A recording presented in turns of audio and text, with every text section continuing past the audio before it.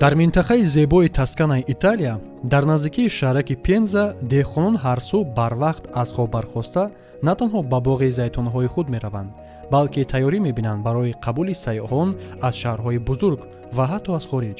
Сайёҳон равғани зайтуни тару тозаи органикӣ харида инчунин дар ҷамъоварии ҳосил иштирок мекунанд. Меҳмони деҳқонон шуда ҳикоя ва таҷрибаҳои онҳоро мешунаванд ва аз ҳавои тозаи минтақаи сарсабзи боғ баҳра мебаранд.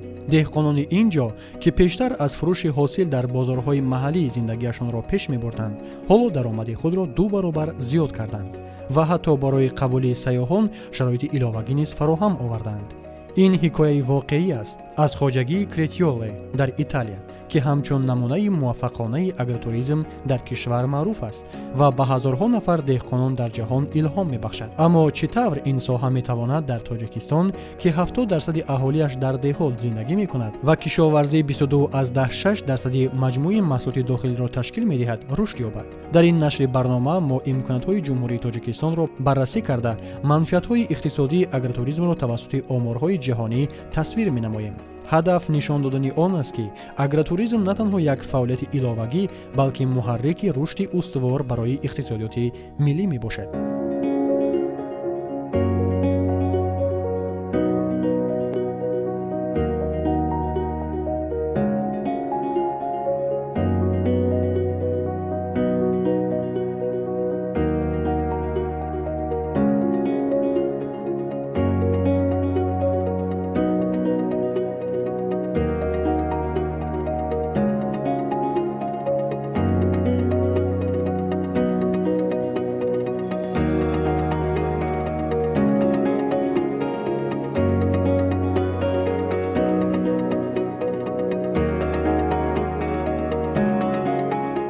Тоҷикистон бо табиати афсонавӣ аз кӯҳҳои Помир то водиҳои Зарафшон потенсиали беҳамто барои агротуризм дорад. ҳар сол дар ҷумҳурии Тоҷикистон зиёда аз 230 000 тонна меваҳои табиӣ аз қабили гелос, зардолу ва себ ҷамъоварӣ карда мешавад, ки ин метавонад асоси фаъолиятҳои ҷамъоварии шахсӣ шавад. дар диҳаҳои кӯҳӣ ба монанди Алмосӣ системаи агропасторалӣ, кишоварзӣ ва чорводорӣ ҳамоҳанг бо шароити кӯҳӣ вуҷуд доранд, ки сайёҳонро ба иштирок дар корҳои чорводорӣ ва истеҳсоли маҳсулоти ширӣ ҷалб мекунад. мувофиқи омӯзишҳои ташкилоти озуқа ва кишоварзии Созмони Миллии Муттаҳид, сайёҳӣ дар диҳоти Тоҷикистон метавонад шуғлро афзоиш диҳад, вазифаи муҳити зистро таъмин кунад.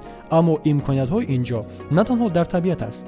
фарҳанги тоҷик бо ҳунарҳои анъанавӣ ба монанди нонпазӣ, пухтани хӯрокҳои миллӣ ва ҷашнҳои ҳосил ҳамчун Наврӯзу Меҳргон метавонад қисме аз ин хатсайрҳо шавад. то соли 2030 мувофиқ ба стратегияи рушди сайёҳии ҷумҳурии Тоҷикистон, кишвар ҳадаф дорад дар соҳаи экотуризм дар Осиёи Марказӣ аввалин шавад, бо истифода аз мавқеи ҷуғрофӣ ва манбаъҳои табиӣ. ҳарчанд дар ин соҳа норасоиҳо низ ҳастанд, аммо бо татбиқи таҷрибаҳои пешрафта онҳо метавонанд ба имкониятҳо табдил ёбанд. дар ҷаҳон агротуризм ҳамчун соҳаи рушдёбанда шинохта шудааст. мувофиқи гузориши Фатурн Бизнес, ки бо пешниҳоди ҳисоботи таҳқиқоти маркетингӣ машғул аст, бозори ҷаҳонии агротуризм дар соли 2019 $69.24 миллиард амрикоиро ташкил медод ва то соли 2032 мувофиқи пешгӯиҳо ба $197.37 миллиард мерасад, бо афзоиши солонаи 8.88%. дар иёлоти муттаҳидаи Америка хоҷагиҳо дар соли 2022 $1.26 миллиард даромад аз агротуризм ба даст оварданд, ки нисбат ба соли 2017 12.4% зиёд аст. ин оморҳо нишон медиҳанд, ки агротуризм на танҳо даромади мустақим, балки таъсири ғайримустақим ба иқтисодиёт дорад, аз ҷумла афзоиши фурӯши маҳсулоти маҳаллӣ ва эҷоди ҷойҳои корӣ. дар Тоҷикистон, ки кишоварзӣ нисфи шуғлро таъмин мекунад, агротуризм метавонад иқтисодиёти ҷумҳуриро диверсификатсия, яъне эҳтимолияти зарарро нисбат ба даромад камтар намояд. мувофиқи омӯзиши Бонки ҷаҳонӣ, рушди сайёҳӣ дар деҳот метавонад даромади деҳқононро аз 20 то 30% афзоиш диҳад, хусусан тавассути фурӯши мустақими маҳсулот. Масалан, дар дараи Алмосӣ деҳқонон метавонанд хатсайрҳои ҳосилғундорӣ ташкил намоянд, ки ин на танҳо даромад меорад ва қувваи корӣ ройгон аст, инчунин имкони табодули таҷрибаи амалиро барои ҳарду тараф фароҳам меорад. агротуризм воқеан ҳам ба иқтисодиёти давлатҳо фоидаи зиёд меорад, ки бо оморҳои мушаххас тасдиқ мешаванд. дар ҷаҳон бозори агротуризм дар соли 2024 $810 миллиард арзиш дошт ва то соли 2030 бо афзоиши 11.9% рушд хоҳад кард. Дар Аврупо ки ҳиссаи бузургтарин дорад, агротуризм 2.9% афзоишро нишон медиҳад ва то соли 2033 тибқи пешгӯиҳо ба 205.6 миллиард доллар мерасад. ин афзоиш аз ҳисоби талабот ба таҷрибаҳои ҳақиқӣ дар ҷаҳони рақамӣ аст ки сайёҳонро ба хоҷагиҳо ҷалб мекунад. дар ҷамоатҳои деҳотӣ манфиатҳо ҳанӯз ҳам барҷастатар мебошад. дар Иёлоти Муттаҳидаи Америка агротуризм иқтисоди деҳотро ҳавасманд мекунад бо эҷоди ҷойҳои корӣ ва ҳифзи мероси кишоварзӣ. Маслан дар Вирҷиния соҳа дар соли 2015 $134.7 миллион андозҳои давлатӣ ва маҳаллӣ тавлид кард. дар Ҷорҷия даромади агротуризм аз 989 миллион дар соли 2018 ба 1.8 миллиард дар соли 2021 афзоиш ёфт. ин оморҳо нишон медиҳанд ки агротуризм на танҳо даромади хоҷагиҳоро зиёд мекунад, балки ба рушди инфраструктур ва ҷалби сармоягузорӣ мусоидат менамояд. дар Тоҷикистон ин манфиатҳо метавонанд ҳатто зиёдтар бошанд, чун 75% аҳолӣ дар деҳот зиндагӣ мекунанд ва кишоварзӣ асоси иқтисодиёт аст. рушди агротуризм метавонад шуғлро барои занон ва ҷавонон афзоиш диҳад, ки ҳоло 50% нерӯи корӣ дар кишоварзиро ташкил медиҳанд. маслан дар минтақаҳои кӯҳӣ агротуризм метавонад даромади солонаи деҳқононро 15 то 20% зиёд кунад тавассути фурӯши маҳсулоти органикӣ ва хидматҳои меҳмондорӣ. омӯзишҳои байналмилалӣ нишон медиҳанд ки агротуризм дар минтақаҳои кӯҳӣ ҳамчунин дар алпҳои Аврупо иқтисоди маҳаллиро бо эҷоди занҷираҳои арзиш аз ҳосил то фурӯш устувор мегардонад.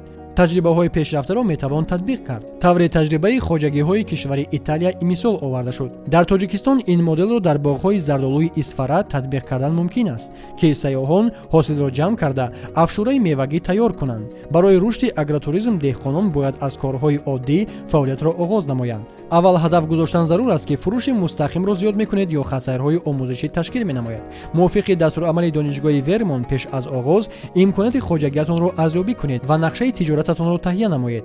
дар Тоҷикистон деҳқонон метавонанд бо ташкилотҳои минтақавӣ ҳамкорӣ кунанд ки барномаҳои рушди кишоварзиро дастгирӣ мекунанд. инчунин фаъолиятҳои ҷолибро интихоб кунед, маслан лабиринтҳои ҷувори Макка ва ё хатсайрҳои ҳосилғондорӣ.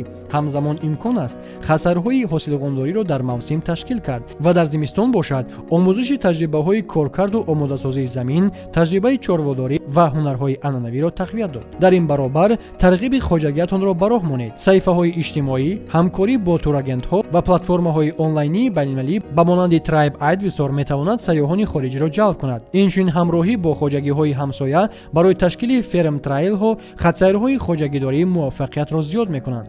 агротуризм дар Тоҷикистон на танҳо як соҳа, балки ҳаракати рушд аст. бо истифода аз имкониятҳои табиӣ ва татбиқи таҷрибаҳои ҷаҳонӣ, деҳқонон метавонанд иқтисоди кишварро устувор кунанд ва ҳамзамон ҷойҳои нави корӣ эҷод намоянд. набояд фаромӯш кард ки касби деҳқонӣ ҳамчун яке аз қадимтарин ва пойдортарин касбҳои рӯи замин то имрӯз асоси ҳаёти инсониятро ташкил медиҳад ва деҳқонон ҳамеша қишри ҳалкунандаи ҷомеа буданду ҳастанд ва бидуни саъю кӯшиши онҳо тамаддунҳои бузург ба вуҷуд намеомад. дар ҳама давру замон деҳқонон на танҳо мардумро бо ғизо таъмин мекунанд, балки фарҳанг, иқтисод ва устувории ҷамъиятро ҳифз намуданд ва имрӯз низ онҳо ҳамчун муҳаррики асосии иқтисодиёти ҷаҳон эътироф мешаванд, чун саҳми солонаи кишоварзӣ дар якҷоягӣ бо агротуризм дар маҷмӯъ ба иқтисодиёти ҷаҳонӣ дар соли 2024 тақрибан 4,761 триллион доллари амрикоиро ташкил додааст. дар маҷмӯъ ба иқтисодиёти ҷаҳонӣ дар соли 2024 тақрибан 4,5 триллион доллари амрикоиро ташкил додааст. дар ин баробар ҳамасола ҳосили кишоварзӣ 4 маротиба афзоиш ёфта ба рушди устувори ҷаҳонӣ мусоидат мекунад ва ин маънои онро дорад ки бидуни ин соҳаҳо ҳеҷ иқтисодиёте устувор нахоҳад буд.